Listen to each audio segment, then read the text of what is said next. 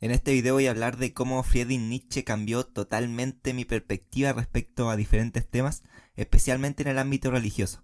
De verdad no exagero si digo que leer a Nietzsche supuso un antes y un después en mi vida, porque las ideas que transmiten sus libros son totalmente contrarias a todo lo que se me había inculcado y enseñado desde chico. Yo crecí en una familia católica, y de hecho estudié en un colegio católico hasta tercero medio, así que como podrás imaginar, la religión católica era como la base sobre la que estaban formadas mis creencias religiosas y mis convicciones morales, por así decirlo. Como no me había enfrentado a ideas diferentes, ya sea filosóficas o de otras religiones, yo creía en prácticamente todo lo que profesa la religión católica. Pero esto cambió cuando empecé a leer y escuchar otras ideas, y el punto de inflexión definitivo en cuanto a mis creencias fue leer Así hablaba Zaratustra y El Anticristo de Nietzsche. Hago memoria y en realidad no recuerdo quién me hizo llegar a los libros de Nietzsche, ni a la filosofía en general.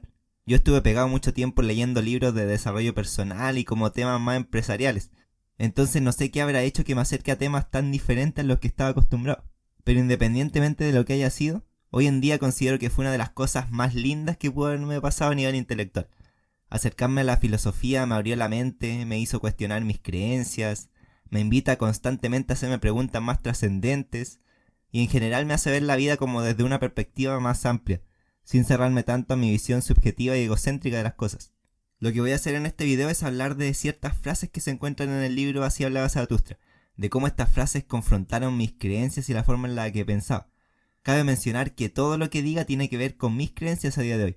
No lo considero la verdad absoluta y respeto totalmente lo que otra persona crea, aunque sea totalmente diferente a lo que creo yo. De hecho, es probable que con el tiempo mis creencias vayan cambiando, en la medida en que me enfrenta a ideas o situaciones diferentes a las que me he enfrentado. Pero bueno, vamos a las frases.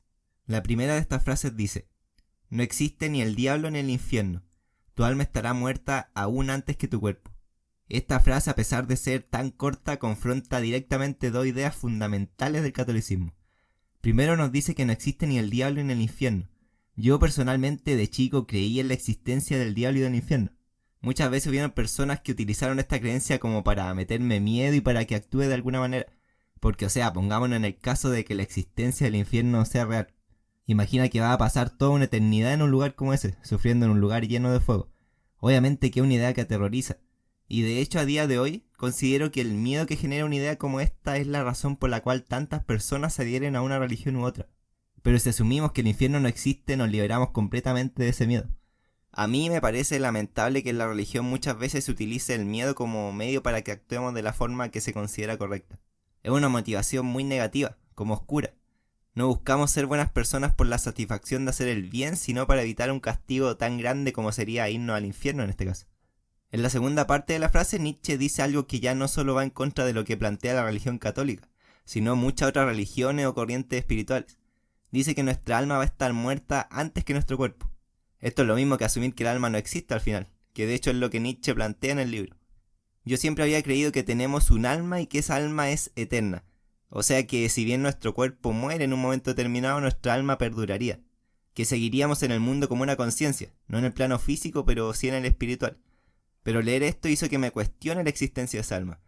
Me preguntaba, ¿y si en realidad cuando muera ya no existiré de ninguna otra forma que como materia y energía? Es una idea que me chocó bastante en su momento, porque yo creo que como seres humanos nos gusta mucho pensar que vamos a perdurar en el tiempo. Nuestro ego como que se niega a aceptar que podría darse el caso de que solo tenemos este corto tiempo de vida y que después de eso ya se acaba todo. Que no queda rastro de lo que consideramos nuestra personalidad, ni nuestras creencias, ni nuestros pensamientos. De hecho, autoanalizándome, de repente pienso que una motivación escondida del por qué hago estos videos es como hacer que mis pensamientos y creencias queden grabados, que no se desvanezcan el día de mañana cuando ya no esté aquí. A día de hoy creo que en realidad no tenemos un alma, que cuando llegue el día de nuestra muerte ya no tendremos conciencia de nosotros mismos. Es loco pensar eso. De hecho, me encantaría que no sea así, que mi conciencia siga existiendo, pero no es lo que creo. Y pensar esto, si bien al principio como que me desmotivó, a día de hoy es algo que me motiva y me inspira a vivir de una forma más intensa. Hace que no me tome tan en serio porque no soy tan importante.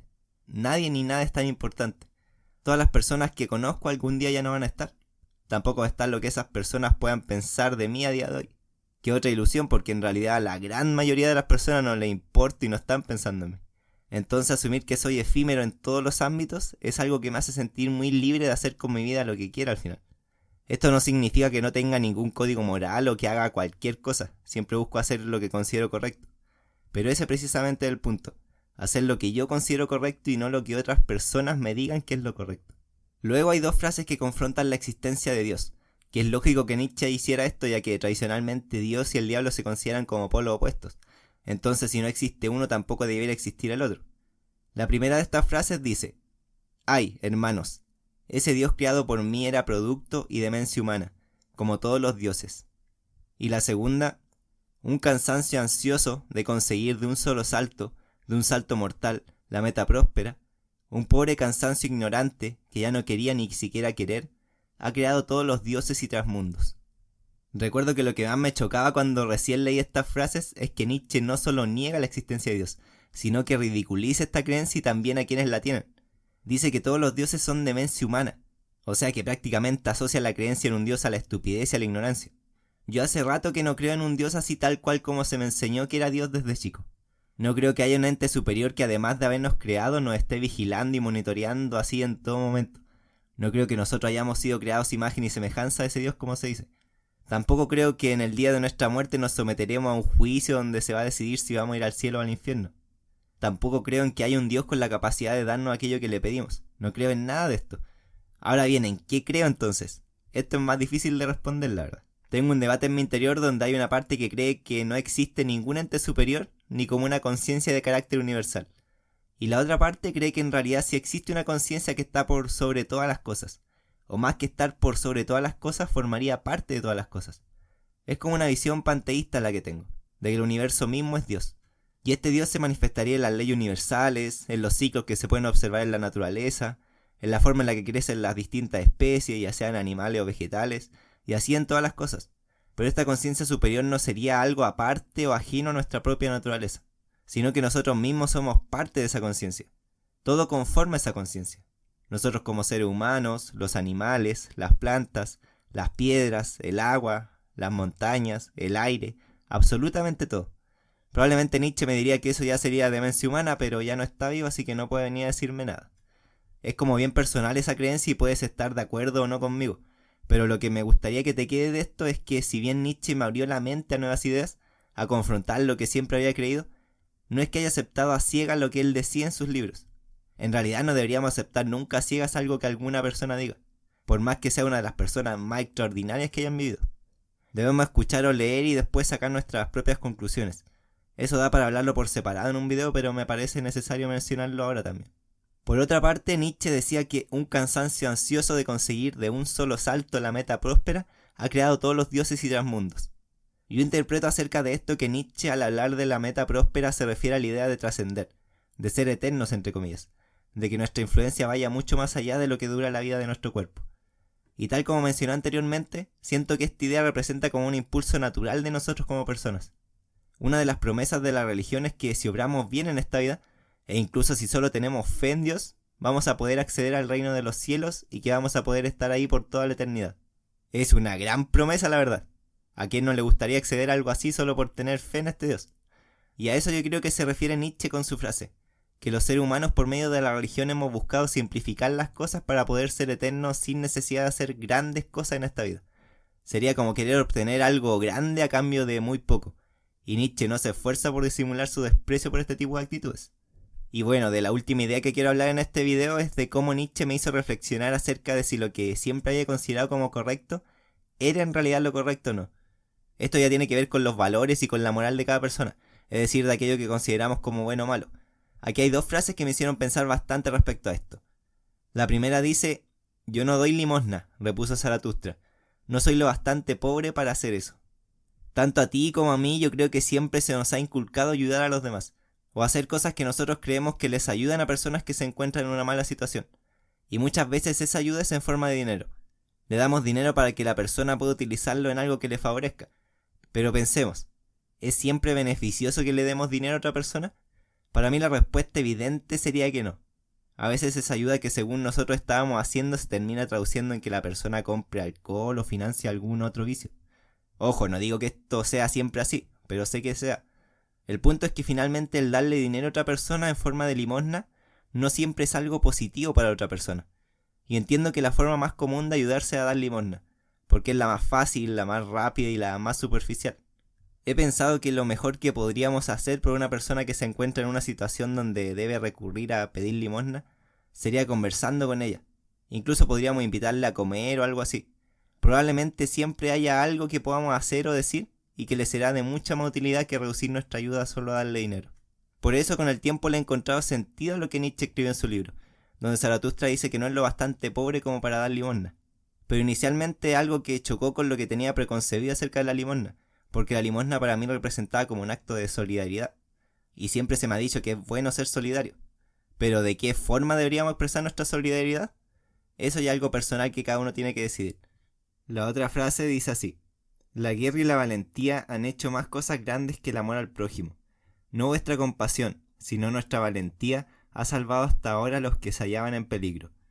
Aquí, si no se tiene como el contexto de lo que dice Nietzsche en sus libros, podría interpretarse que defiende la guerra o que está en favor de esta. Pero no ese es el punto. Lo que hace Nietzsche es ir en contra de los valores que se asocian con la religión cristiana.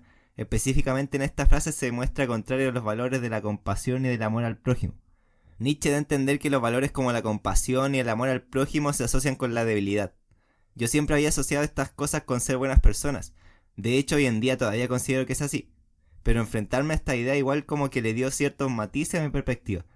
Ya no creo que la compasión sea siempre buena, o al menos no deberíamos asumirla como respuesta automática cuando nos enfrentamos con alguien que sufrió algún mal o que está pasando por una mala situación.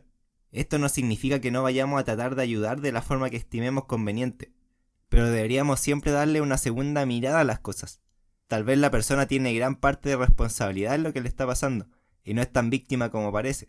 O tal vez realmente sí es víctima, pero incluso en ese caso, quedarnos solo en la compasión puede hacer que la persona se acomode en esa posición de víctima, con lo cual no le estaríamos ayudando mucho. Entonces aquí para mí no es blanco y negro solamente, cada situación va a ser diferente, pero relacionando con lo que mencioné recién, considero apropiado que no nos quedemos con nuestra primera impresión o nuestra primera reacción emocional. Deberíamos tratar de profundizar más y asumir diferentes posibilidades o puntos de vista para poder comprender mejor las cosas. Así que bueno, eso es todo por este video. Como siempre, mi recomendación es que si te interesan estos temas vayas a las fuentes originales, que leas los libros y estudies a los filósofos, porque probablemente van a haber cosas que tú entiendas e interpretes de una forma distinta a la mía, lo cual es lo normal y está perfecto. Hay muchas otras ideas de las que habla Nietzsche, incluso hay unas que hoy en día podrían considerarse como políticamente incorrectas, y espero poder hablar de ellas en unos próximos videos. Muchas gracias por llegar hasta aquí. Dale me gusta al video y suscríbete al canal si te interesa este tipo de contenido. Recuerda que vas a morir, avanza siempre un paso a la vez y nos vemos en una próxima si la vida lo permite.